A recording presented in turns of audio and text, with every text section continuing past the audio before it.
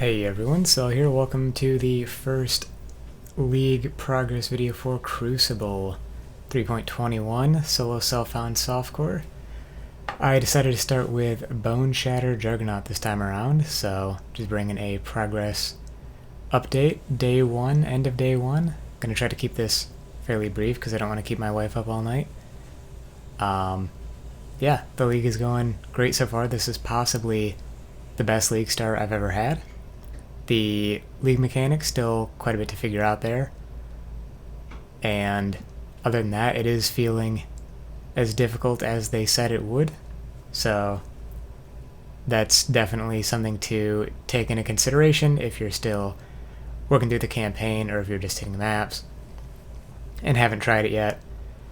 I had a lot of difficulty even taking down a half-charged bar during the campaign. In particular, look out for snakes. There are some bleed snakes that can spawn in the Crucible encounters, and they will put a massive bleed on you. Definitely consider taking the full-on bleed immunity node from the armor evasion mastery, because some of the times I ran into these snakes, I was using the Pantheon for no extra bleed damage while you're moving and reduce physical damage over time taken, and it's still quite a big bleed, so watch out for those if you're looking to do some Crucible. The enemies that spawn are based on the passives on the weapon tree, so if you have trouble with some of the mobs and you're like, okay, I need to try this again, the best thing you're going to do is charge it less, because the mobs are going to be of the same type, or at least they should be based on what people have been saying and what Chris said before the league launch during the reveal stream and all that.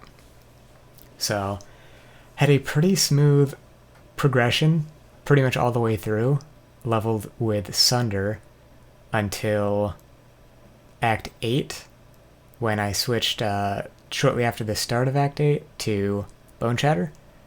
Hadn't done Cruel Lab yet, just went ahead and made the switch, and I was starting to dip a little bit in terms of the feel of progress, and switching to Boneshatter instantly made that better. I was picking up some passives that were Boneshatter related, but still granted damage to Sunder, and I think it just feels better enough, if that makes sense, as a skill, that the switch over to Boneshatter was immediately gratifying. And then after Act 8, my progress kind of went through the roof because I got insanely lucky on 2 item drops, but one in particular that made the rest of the campaign trivial. You can see the amount of damage I'm putting out here, and that is thanks to the weapon I got, which I will showcase here in just a second. But apart from that, even without that weapon, pretty solid progress. I was fine with the weapon I had at the time, and this one is just even more insane. I'll show it off again here in just a second once I'm done with this footage, but yeah, I would say I like the league mechanics so far. It is adequately difficult, and I'm looking forward to seeing what kind of challenge awaits in maps, especially in higher maps, and whether or not I made the right choice going JUGG over Slayer to potentially handle some of the defensive requirements of the league mechanic. So jumping in game here, sorry about any stuttering, by the way. The game is having, it seems like, some relatively universal problems, people mentioning stuttering and all that jazz.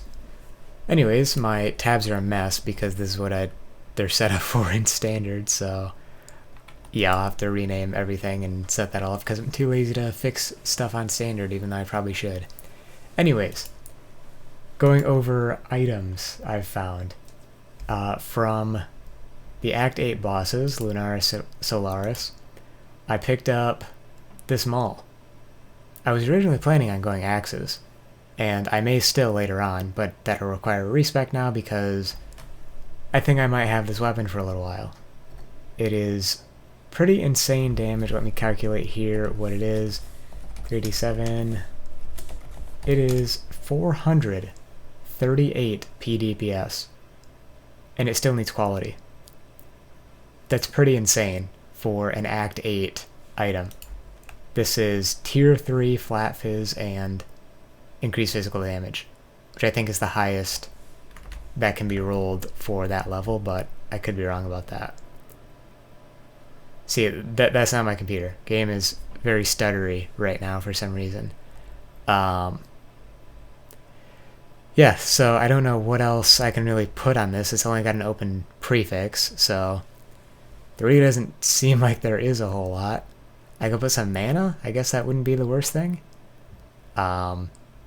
Maybe if I get some weird reason to pick up the minion damage node, I can do that. But yeah, luck. On the luck front, we've got that. On the Crucible passives, first one is useless, cold damage. Second one is 9% attack speed, so that shores up some of the shortfall of the weapon in being on the slower side, and no explicit mod for attack speed, so that helps with that. And the remaining two of these I don't want to pick up, because this one, my totems will have less life. I guess maybe that isn't the biggest deal, but the benefit of them exploding for extra damage, I guess maybe it could be significant. How much life do these things have? Does it say on here? It does not, it looks like.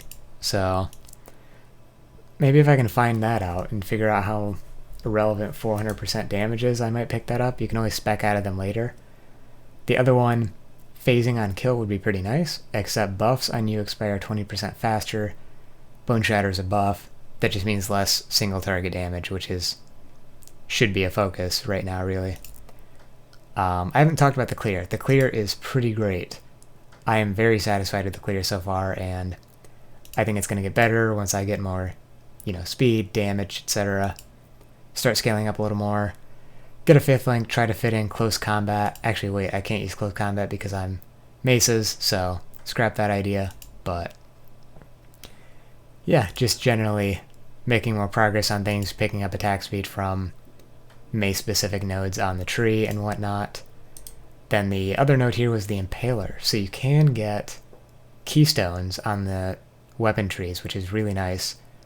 There is an argument to be made about using this, but definitely not in opposition to 9% attack speed.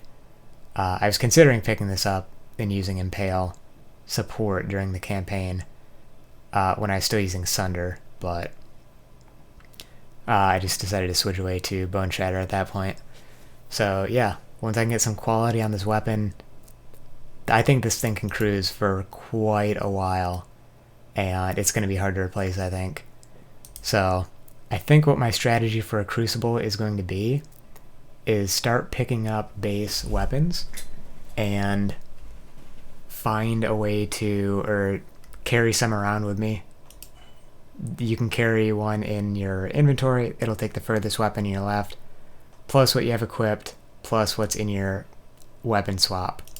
So I might just carry around a weapon, like one per map, and chuck it in there and wait until I get one that has a decent tree, more than just like one useful node, preferably, and go from there in terms of crafting, throw an essence at it or whatever.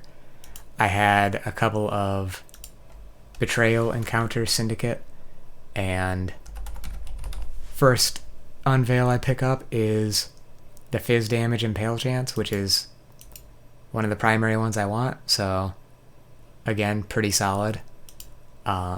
Just after the Act 8 bosses that I got this maul from, I also picked up these boots. 75 life, 48 res, and 30 move speed. Absolutely amazing. On my ideal base, armor evasion. Pretty much just anything with armor, really. Ring, this is pretty good. I think I got this in Act 5. I will probably wear this for a while. Amulet, same deal. Got a lot of life, mana, some res, some rarity. Dex is nice. Strength is more life, etc. The rest of the gear is decent, but much more upgradable than everything else at this point. I am using the 15% life mastery if no life modifiers on body armor, and so I'll probably just craft percentage armor on this, so that'll get scaled by my last Ascendancy point whenever I pick that. Ascendancy order, I went with Undeniable, Untiring, and then Unstoppable. The action speed isn't too big of a deal in the campaign, gets to be a bigger deal on maps, so Undeniable first for attack speed, more DPS essentially, accuracy to pick up precise technique singular, Untiring then to help enable Boneshatter, especially in single target scenarios, and Unstoppable because I prefer the utility of that to the defense of Unbreakable at this point in time. Still have these res nodes, little low on res even, so probably gonna have to end up crafting something or like essencing or alching a new ring and crafting res on that, but shouldn't be too long before we are map ready. Might run some Blood Aqueduct or something like that if I need to, but apart from that, tree's a bit of a mess because I kept heading in the direction of certain nodes and then I'm like, oh no, I don't want extra life because I want to have precise technique enabled, and I don't know if I'm going axes or maces, so I don't want to pick up the axe nodes because then I might have to just spec out of them, etc, etc. So yep, this is a standard, if a little jank looking tree as far as I'm aware.